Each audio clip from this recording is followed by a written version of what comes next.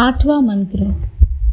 सो अयामाताद्य अक्षर ओंकारो अधिमात्रां पादा मात्रा मात्राश्च पादा अकार उकारो मकार इति। वह ये आत्मा अक्षर दृष्टि से ओंकार है। वो मात्राओं को विषय करके स्थित है। पाद ही मात्रा है, मात्रा ही पाद है। वे मात्रा अकार है, उकार है और मकार हैं। यहाँ अक्षर का तात्पर्य विनाशी से लेना चाहिए, अर्थात जिसका विनाश नहीं होता। इसका अर्थ ये है कि अब हम आत्मा से और पीछे नहीं जा सकते। ये पीछे जाने का अंतिम बिंदु है। अब इसका नाश संभव नहीं है। इसको ऐसे समझे कि जैसे प्रलय काल में सभी जीव पृथ्वी में लय हो जाएंगे, फिर पृथ्वी जल में लय हो जाएगी, जल अग्नि में लय हो जाएगा, अग्नि वायु में लय हो जाएगी, वायु आकाश में लय हो जाएगा, फिर आकाश अपने मूल कारण अव्यक्त आत्मा में लय हो जाएगा या बीज रूप हो जाएगा और इस लय का क्रम यहाँ रुक जाएगा, क्योंकि अव्यक्त होने के बाद अब और गति संभव ही नहीं है। अब हम ये नहीं कह सकते कि अव्यक्त अवस्था भी लय हो जाएगी किसी में, क्योंकि अव्यक्त का अर्थ ही होता है कि अब बात समाप्त, अब कुछ नहीं बचा लय होने को, सब कुछ लय हो चुका है। इसी को अक्षर या विनाशी हम कह सकते हैं।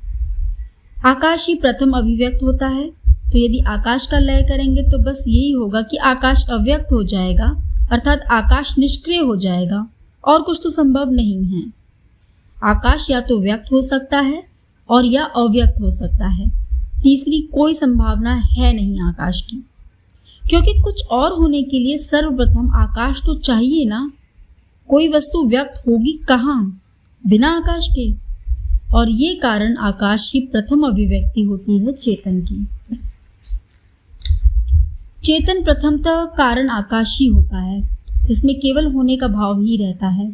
उसके बाद कारण आकाश से कारण वायु और इसी प्रकार से कारण पृथ्वी तक अभिव्यक्ति होते हुए आत्मा पूर्णतः अभिव्यक्त हो चुका होता है। एक प्रथम पूर्ण इकाई, एक जीवित अणु कह सकते हैं इसको। ये चेतन और अचेतन दोनों गुणों से युक्त होता है। प्रथमतः ये चेतन है, लेकिन इच्छा अनुसार ये अचेतन भी हो सकता है। इसके बाद वो इस संसार को प्रकृति के रूप में कल्पित करता है और फिर अपनी कल्पित प्रकृति के अनुसार वो सूक्ष्म संसार होते हुए स्थूल संसार के रूप में अभिव्यक्ति हो जाता है, जिसमें कि अभी हम लोग जी रहे हैं। इसी संसार का हम भी एक हिस्सा हैं। इसे हम अपने अंदर भी ज्ञात कर सकते हैं। हमारे अंदर भी जब हम निद्रा के बाद उठते हैं तो प्रथम हमें अपने होने का अनुभव होता है, बिना किसी व्यक्तित्व के। ये हमारा शुद्ध होना होता है। आकाश यानी कि हम कोई इच्छा करते हैं, इसी इच्छा करने को वायु समझ सकते हैं। इच्छा पूर्ण कैसे हो, इस पर कार्य प्रारंभ हो जाता है। इस कार्य प्रारंभ होने को अग्नि समझ सकते हैं। इस प्रक्रिया से कई विकल्प उत्पन्न होने लगते हैं कि इस प्रकार करें कि उस प्रकार करें।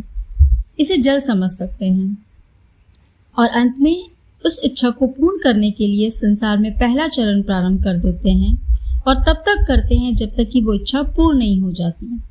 इस पहले चरण को ही पृथ्वी तत्व समझ सकते हैं। इस प्रकार हम एक पूर्ण इकाई के रूप में जागृत हो जाते हैं, एक या अनेक इच्छाओं के साथ, और इस प्रकार हम अपना जीवन प्रत्येक दिन प्रारंभ करते हैं और रात में इसको उल्टे क्रम में लय करते हुए सो जाते हैं, अर्थात अव्यक्त हो जाते हैं।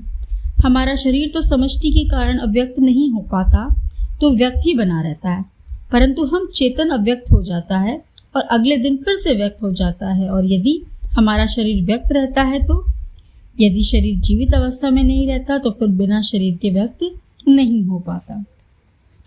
तो अक्षय का अर्थ हम भली भांति समझ गए होंगे। इसे विज्ञान के माध्यम से भी समझने का प्रयास करते हैं। विज्ञान के अनुसार यदि हम पदार्थ को तोड़ते ही चले जाएं तो पदार्थ की एक ऐसी अवस्था आ जाएगी, अब उसे और नहीं तोड़ा जा सकेगा। विज्ञान उससे पदार्थ की अविभाजित अवस्था कहता है। विज्ञान कहता है कि अब और पीछे जाना संभव नहीं है। यही प्रथम इकाई है इस संसार की, तो इसे संस्कृत भाषा में अक्षय अवस्था कहते हैं। माने अब इसका और क्षय नहीं हो सकता, जिसे अब और नहीं तोड़ा जा सकता, जिसका अब और विभाजन संभव नहीं है। और यदि कोई वस्तु आकाश हो जाती है तो ये अपने आप में वैसे ही अंतिम बात हो जाती है कि अब आकाश से भी अधिक पीछे नहीं जाया जा सकता। अब आकाश का तो और अधिक विभाजन संभव कैसे होगा? तो निश्चित ही पदार्थ की यह अवस्था अक्षय ही कहलाएगी।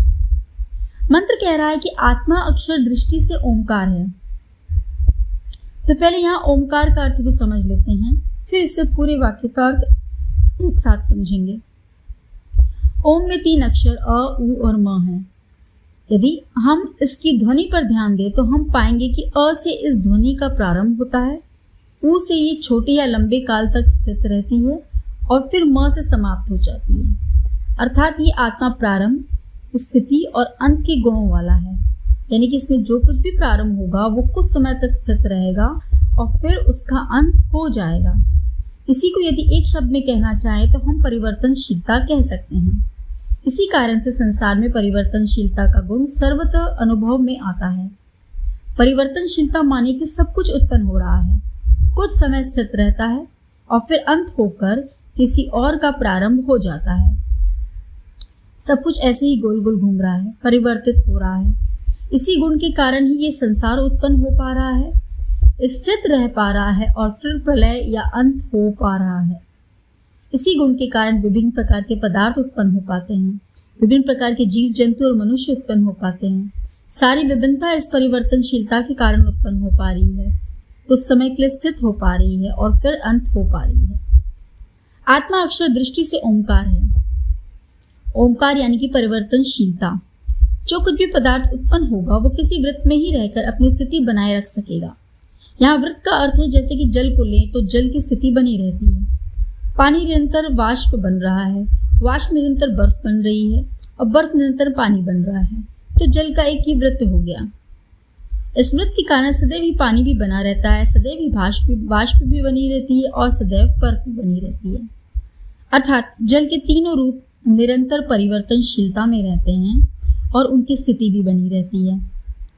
अर्थात इस प्रकार इस संसार में सभी कुछ निरंतर परिवर्तनशील भी रहता है और बना भी रहता है, जिस कारण से हम सब वस्तुओं का उपयोग भी कर लेते हैं और उनकी परिवर्तनशीलता के गुण का विज्ञान जानकर अपने अनुसार वस्तुओं की उत्पत्ति, स्थिति और संहार की रचना भी कर लेते हैं और उनका प्रयोग कर सुख को प्राप्त भी करते हैं।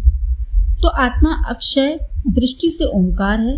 अर्थात यदि आत्मा को अक्षय की दृष्टि से समझा जाए तो ये ओंकार है। अक्षय दृष्टि का अर्थ हुआ कि यदि हम अव्यक्त अवस्था से देखें तो ये आत्मा ओंकार है, अर्थात उदय स्थित है और अंत वाला है। दूसरा ओंकार एक ध्वनि भी है और हम सब जानते हैं कि ध्वनि आकाश तत्व का विषय है। आत्मा ओंकार है यानी कि ये आकाश ही हमारा प्रथम होना है और आकाश का अव्यक्त हो जाना ही हमारा भी अव्यक्त हो जाना है। अर्थात कारण आकाश या चेतन एक ही बात है। आत्मा आकाश है कहो या आत्मा ओंकार है कहो, एक ही बात है। ओंकार और आकाश एक ही तत्व है। ध्वनि या शब्द आकाश की तन्मात्रा ही है। आत्मा की 2 अवस्थाएं हो गई, एक तो व्यक्त और दूसरी अव्यक्त। व्यक्त में भी 2 अवस्थाएं हैं, एक चेतन और दूसरी अचेतन। चेतन माने वो जो कि इच्छा करने में समर्थ है और अचेतन माने वो जो कि इच्छा नहीं कर सकता। अर्थात व्यक्त अवस्था में आत्मा चेतन और अचेतन 2 प्रकार से अभिव्यक्त होता है। इसी व्यक्त अवस्था को द्वैत की अवस्था भी कहते हैं और अव्यक्त अवस्था को अद्वैत की अवस्था भी कहते हैं, क्योंकि जब भी कुछ अभिव्यक्त होगा तो उसे किसी सीमा में ही अभिव्यक्त होना होगा। असीम की अभिव्यक्ति संभव नहीं है। व्यक्त होने का अर्थ ही होता है कि वो किन्हीं गुणों से युक्त होगा। गुणों के होने से ही सीमा का निर्धारण हो जाता है और सीमा का अर्थ ही है कि वो वस्तु इस काल से उस काल तक रहेगी, इसका जन्म और मरण होगा, ये वस्तु यहाँ से वहां तक होगी। इस प्रकार से हम देखेंगे कि अभिव्यक्ति द्वैत के बिना संभव ही नहीं होगी। इसलिए व्यक्त अवस्था को द्वैत और अव्यक्त अवस्था को अद्वैत भी कह सकते हैं। आगे मंत्र कह रहा है कि वो मात्राओं को विषय करके स्थित है। यहाँ वह से तात्पर्य है चेतन से और मात्रा से तात्पर्य है 3 अवस्थाओं से। ये चैतन्य इन मात्राओं को अपना विषय बनाकर उसमें स्थित रहता है और मात्राएं 3 हैं, अ, उ और म। अ से जागृत अवस्था, उ से स्वप्न अवस्था और म से सुषुप्ति अवस्था। इसके बाद मंत्र कह रहा है कि पाद की मात्रा है और मात्रा ही पाद है, अर्थात पाद माने चरण या अवस्थाएं। तो यहाँ मात्रा या पाद एक ही बात है, ऐसा समझना चाहिए। इसे ऐसे समझ सकते हैं कि जैसे हम रेत पर अपनी उंगली से कुछ लिख देते हैं या कोई लाइन खींच देते हैं। अब यदि आप देखें तो वो लिखा हुआ या वो लाइन और रेत अलग अलग नहीं है, वो लिखा हुआ और रेत दोनों रेत ही हैं। यह रेत ही उस तरह से कर दिया है कि हम वो लिखा हुआ अलग से देख रहे हैं। उसी प्रकार मात्रा और पाद है। मात्रा ही पाद की तरह अभिव्यक्त हो रही है और जैसे रेत ही वो लिखा हुआ सा होकर अभिव्यक्त हो रहा है।